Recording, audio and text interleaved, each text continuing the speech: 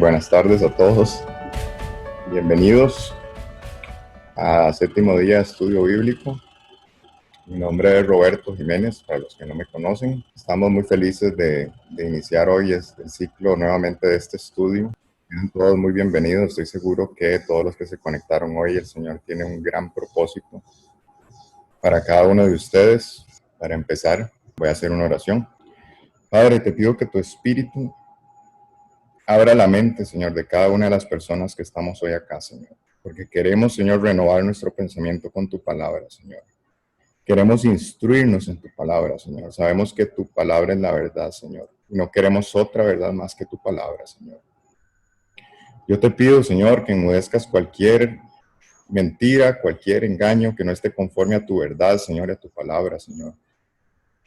Yo me entrego por completo, Señor, para que tú me uses, Señor. Te pido que guíes mis pensamientos, mis palabras, mis acciones, y que guíes mis emociones y mis sentimientos, Señor, porque no queremos oír palabra de hombre, Señor. Queremos oír tu santa palabra, Señor. Queremos aprender de tu espíritu, Señor. Todo te lo pido en el nombre de tu hermoso Hijo Jesucristo. Primero que todo, les voy a contar un poco qué es Séptimo Día, cuál es el objetivo de este estudio. Vamos a empezar con el versículo, uno de los versículos clave de hoy.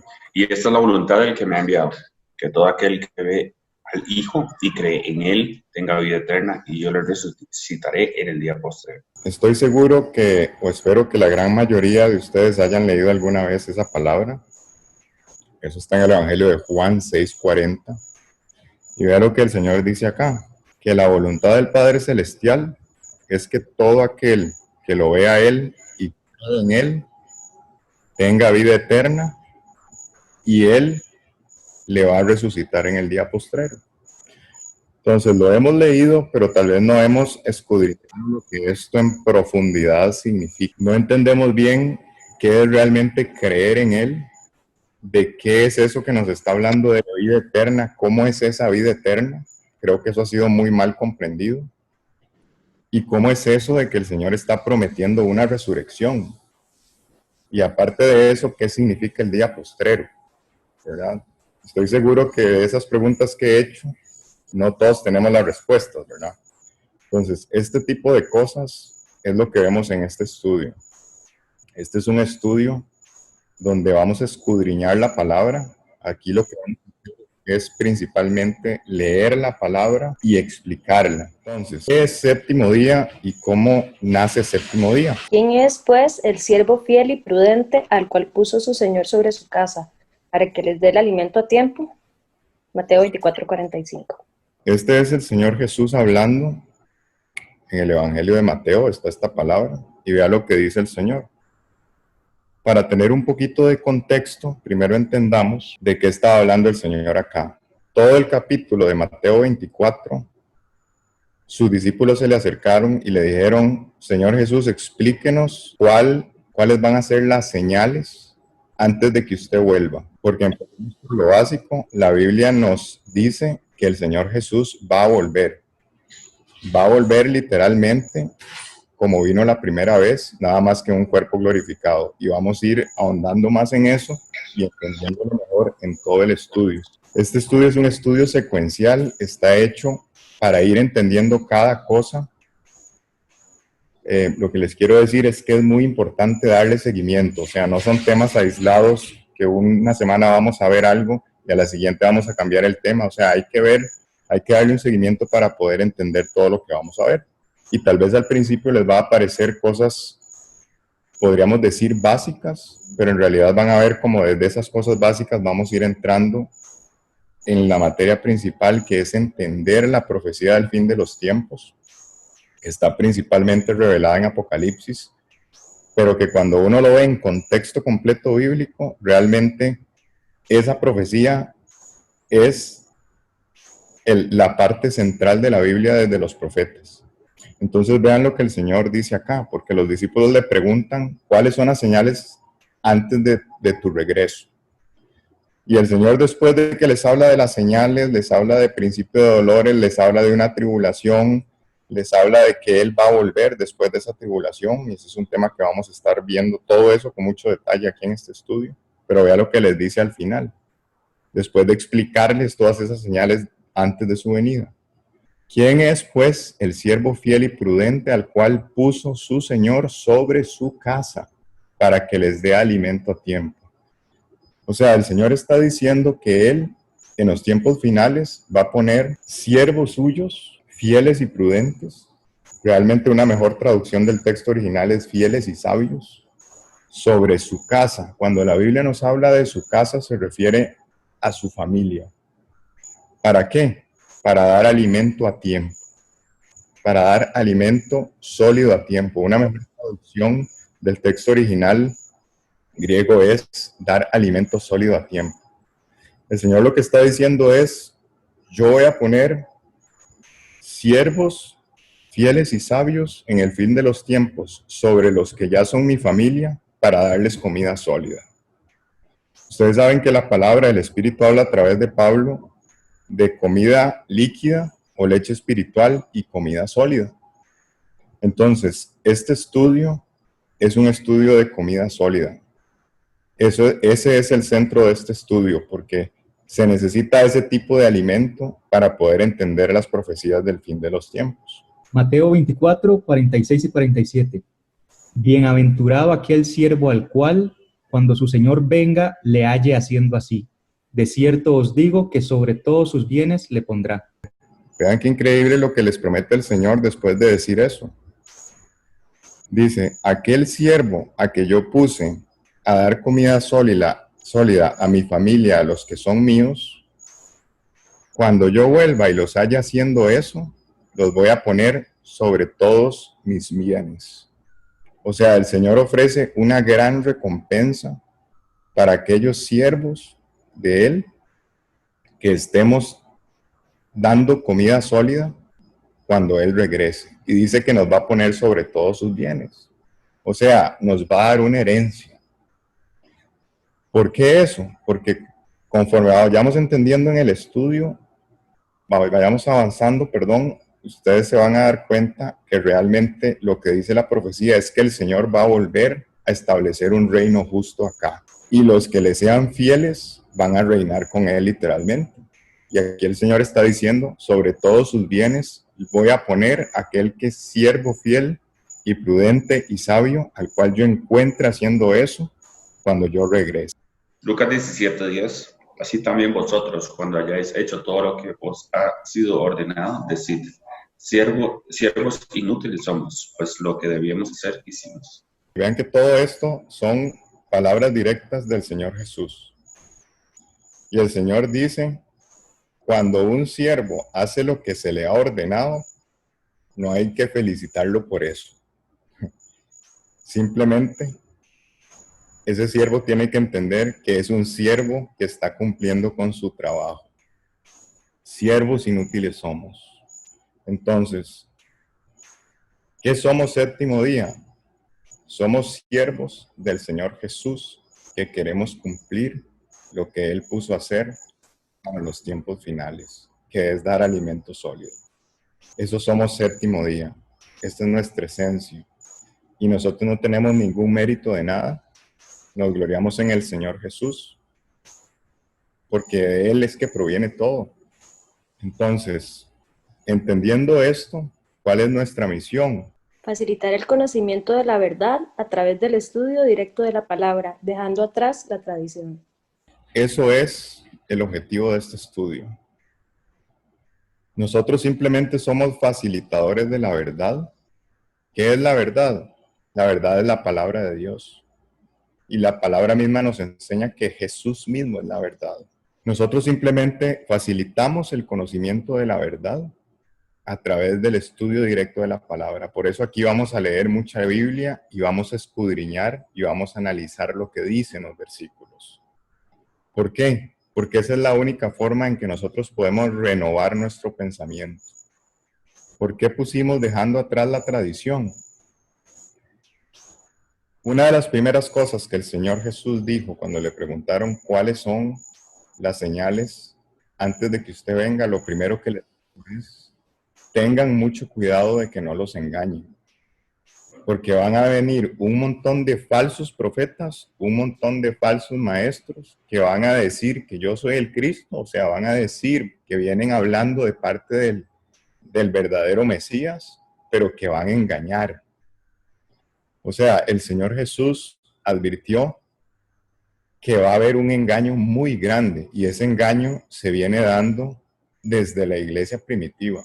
Desde que Pablo estaba con los efesios, él les dijo: les aseguro que desde que yo me vaya de aquí van a entrar entre ustedes engañadores, que van a empezar a torcer lo que dice la palabra, y todo se va a tergiversar al punto de que al final va a haber una confusión y no se va a entender lo que es el verdadero evangelio. Entonces, por favor, lo primero que les voy a pedir es que no crean nada de lo que yo les estoy diciendo aquí, sino que agarren su Biblia, ténganla a la par, abran los versículos que estamos viendo y corroboren lo que estamos estudiando por su cuenta. Porque al final, lo que yo diga o cualquier otro facilitador diga en este estudio no tiene importancia. Lo importante es lo que diga Dios en su palabra. Entonces aquí solo lo que hacemos es facilitar que la gente entienda la palabra mediante un estudio, digamos, secuencial. Y estamos enfocados en entender la profecía del fin de los tiempos. Creo que esta es una pregunta que muchos nos hemos hecho, al menos yo me la hice hace muchos años. ¿Cuál es la verdadera iglesia del Señor Jesús? Apocalipsis 12:17. Entonces el dragón se llenó de ira contra la mujer y se fue a hacer guerra contra el resto de la descendencia de ella, los que guardan los mandamientos de Dios y tienen el testimonio de Jesucristo. Vamos a tratar de entender esto porque vean, aquí la Biblia define cuál es la verdadera iglesia del Señor Jesús. Los que ya han leído la Biblia y conocen bastante, saben que en la Biblia siempre se hace una analogía del Señor Jesús como el esposo con una mujer fiel que es su iglesia verdadera. De eso está hablando ese capítulo, este versículo acá, de esa mujer que es la verdadera iglesia o las verdaderas personas fieles al Señor Jesús. Entonces aquí dice que hay un dragón que tiene ira contra esa verdadera iglesia. Ese dragón, vamos a ir estudiando todos estos simbolismos apocalípticos, pero el dragón, según la Biblia, es Satanás. Y aquí dice que Satanás tiene ira contra la iglesia verdadera del Señor Jesús. Y dice que hace guerra contra ella, porque eso es lo que Satanás ha hecho desde el inicio con la iglesia verdadera del Señor Jesús. Y después define dos características específicas de toda la descendencia de la iglesia verdadera. Y lo primero que nos dice es que esa iglesia, en primer lugar, guarda los mandamientos de Dios, y en segundo lugar, tienen el testimonio de Jesucristo. Entonces, Séptimo Día no es una nueva denominación. Séptimo Día no es una iglesia diferente. Séptimo Día simplemente nos consideramos parte de la verdadera iglesia del Señor Jesús, que según la Biblia solo es una. ¿Y qué características tiene? Que los verdaderos fieles del Señor guardan sus mandamientos y tienen el testimonio de Jesucristo. Entonces tratemos de entender un poco mejor estas dos características. Veamos lo que dice Apocalipsis 14:12. Aquí está la paciencia de los santos, los que guardan los mandamientos de Dios y la fe de Jesús. Bíblicamente, alguien santo se refiere a alguien que está apartado para el Señor, que está separado para el Señor. Aquí nos dice nuevamente que esos verdaderos apartados del Señor guardan los mandamientos de Dios, o sea, obedecen lo que Dios dice, tienen el testimonio de Jesucristo y la fe de Jesús. Pero tal vez ahora nosotros nos preguntamos, ¿qué es eso del testimonio de Jesucristo? ¿Verdad? ¿Qué significa? Entender qué es guardar sus mandamientos no es complicado, pero ¿qué es el testimonio de Jesucristo? Lo bueno de esto es que la misma Biblia nos responde. Adora a Dios porque el testimonio de Jesús es el espíritu de la profecía. Apocalipsis 19:10b. Vean que la misma Biblia en este versículo nos define qué es el testimonio de Jesucristo.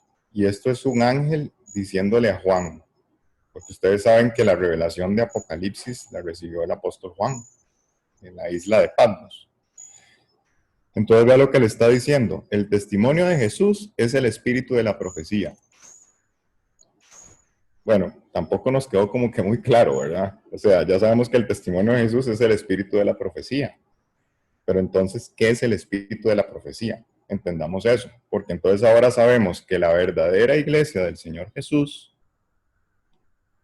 guarda los mandamientos de Dios y tienen el testimonio de Jesucristo, que es el espíritu de la profecía. ¿Qué significa el testimonio de Jesucristo? Significa el testimonio que Él vino a dar. O sea, ¿de qué vino a hablar Él? Eso es lo que significa el testimonio de Jesucristo, que es el espíritu de la profecía, nos está diciendo aquí. Entonces vamos a entender un poquito mejor eso. Lucas 4:43. Pero él les dijo, es necesario que también a otras ciudades anuncie el evangelio del reino de Dios, porque para esto he sido enviado. Aquí el Señor Jesús nos está diciendo para qué fue enviado en su primera venida.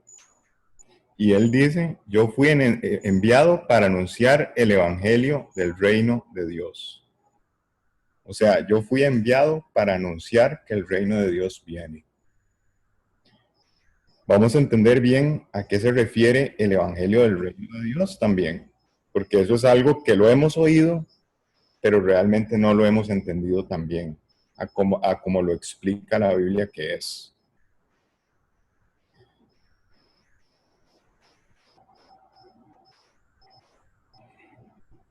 Leamos, por favor. Apocalipsis 10:7. Sino que en los días de la voz del séptimo ángel, cuando él comience a tocar la trompeta, el misterio de Dios se consumará, como él lo anunció a sus siervos los profetas. Aquí estamos hablando, esto es Apocalipsis, y yo sé que al inicio tal vez esto va a ser complicado de irlo comprendiendo porque es información muy dispersa, pero créanme, y yo les prometo que a los que le den un seguimiento a estos estudios, al final van a poder unir toda esta información y van a tener revelaciones tan buenas de lo que realmente dice la palabra, y les aseguro que hay cosas que tal vez nunca habían entendido o no habían escuchado ni siquiera. Aquí está hablando de un séptimo ángel y de una trompeta. Cuando estudiemos más a fondo las trompetas del Apocalipsis, nos vamos a dar cuenta de que hay 7 trompetas diferentes que ocurren ya en tiempos de tribulación. Y aquí se nos está revelando en la palabra que en la séptima trompeta, como les digo, son 7 trompetas y la séptima es la última. En esa trompeta es cuando el misterio de Dios se va a consumar, como Él lo anunció a sus siervos los profetas. ¿Qué es ese misterio de Dios? Es cuando el Señor Jesús aparece por segunda vez en las nubes y todo ojo lo va a ver. Esto lo podemos ver en contexto. Aquí solo estamos sacando un versículo, pero aquí lo que nos está diciendo es que esa segunda venida ocurre en la última trompeta, que es la séptima trompeta. Y Pablo lo dice también. Pablo lo dice en Corintios, que el Señor aparece en las nubes a la final trompeta. Y vea lo que dice, como Él lo anunció a sus siervos los profetas.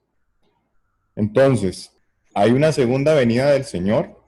El Señor Jesús vino a dar testimonio de eso. Esa segunda venida ocurre en la trompeta final, que eso está en Apocalipsis. Y les adelanto algo que va a ser muy importante, que después vamos a analizar con calma. Ustedes han escuchado de que se habla de que hay un arrebatamiento, ¿verdad? Y han escuchado de que hay personas que hablan de que es antes de que suceda los peores momentos de la tribulación. Hay otros que hablan que es a la mitad y hay otros que dicen que es al final. Entonces, yo no quiero imponerles ningún pensamiento, pero les voy a decir de una vez. Cuando uno ha estudiado a profundidad y de manera contextual, no solo lo que dice el Nuevo Testamento sobre su segunda venida, al menos yo he llegado a la conclusión de que el arrebatamiento ocurre al final de la tribulación. Y una de las pruebas es que cuando ustedes leen todas las trompetas, la última trompeta ya pasó todo. O sea, es claro que la Biblia dice que el Señor vuelve a la final trompeta. Pablo mismo lo dijo. Y cuando estudiemos las trompetas, ustedes se van a dar cuenta que realmente en la séptima trompeta ya ocurrió todo. Y no es lo único. O sea, como les digo, para poder concluir esto, yo no quiero, si ustedes creen en un arrebatamiento pretribulación, está súper bien. Aquí lo que vamos a ver es palabra para que ustedes al final la tomen y se queden con esa misma idea o la modifiquen. Porque al final lo que nos puede dar la verdad es realmente la palabra de Dios. Les adelanto algo nada más. Pero retomando lo que estábamos diciendo, hay una verdadera iglesia que la Biblia la define, que tiene dos características. Primero, que vive en obediencia a la palabra de Dios. Y en segundo lugar, que tiene el testimonio de Jesucristo, que es el espíritu de la profecía. Y el espíritu de la profecía es todo lo que profetizaron los profetas desde el antiguo pacto y lo que vino a anunciar el Señor. La palabra dice que el Señor predicaba diciendo, el reino de los cielos se ha acercado. Arrepiéntanse y crean en lo que yo les estoy diciendo. El Señor Jesús nos enseñó a orar, venga tu reino. Nos enseñó a pedirle al Señor que su reino venga. Porque realmente el reino de Dios es un reino que Dios prometió desde los profetas, desde toda su palabra, para restaurar el mundo caído. Y eso lo vamos a ir entendiendo a detalle, con palabra, en el desarrollo de estos estudios. Ok, ahora, ¿quién es el maestro o son los maestros en séptimo día? Mateo 23:8. Pero vosotros no queráis que os llamen rabí, porque uno es vuestro maestro, el Cristo, y todos vosotros sois hermanos. Vea lo que nos dice el Señor Jesús. Ningún ser humano tiene que ser llamado maestro. Solo existe un maestro y soy yo. Ustedes saben que el Señor hablaba como en tercera persona, ¿verdad? Él se refería a él como el Hijo del Hombre, y aquí dice el Cristo. Entonces él dice, entre ustedes nadie es maestro, el único maestro soy yo, y ustedes todos son hermanos. Entendamos esto mejor. Juan 14:26, mas el Consolador, el Espíritu Santo, a quien el Padre enviará en mi nombre, Él os enseñará todas las cosas y os recordará todo lo que yo os he dicho. Perfecto. Entonces vea lo que el Señor nos dice acá. El Espíritu Santo, que Él le llama el Consolador, que es el Espíritu que el Padre Celestial va a enviar en mi nombre. O sea, cuando el Señor ya cumplió su obra en la primera venida, anunció que el reino venía y cumplió su sacrificio en la cruz, resucitó y en cuerpo glorificado se fue a la presencia del Padre por un tiempo, hasta que vuelva en su segunda venida. Pero Él nos prometió el Espíritu Santo. Entonces Él dice, mi Padre enviará el Espíritu Santo que me va a representar a mí. Y ese Espíritu Santo, que es mi representante, porque yo soy el maestro, es el que les va a enseñar todas las cosas y les va a recordar todo lo que yo os he dicho. Entonces vea qué interesante, porque aquí el Señor nos prometió que es Él mismo, a través de su Espíritu, el que nos va a recordar todo, ¿verdad? Para uno recordar todo, ya tiene que haberlo oído. ¿Me explico? Entonces, el Espíritu Santo es quien nos recuerda todo lo que nosotros aprendemos a través de su palabra. Y además de eso, el Espíritu Santo es el que realmente nos puede enseñar todas las cosas y todos los misterios de Dios. O sea, sin su Espíritu nosotros no vamos a entender su palabra. Sin su Espíritu nosotros nos va a parecer raras las cosas que leemos en la Biblia. Pero lo más importante es comprender que aquí yo solo soy un facilitador y las otras personas que en algún momento hablen acá, solo somos facilitadores.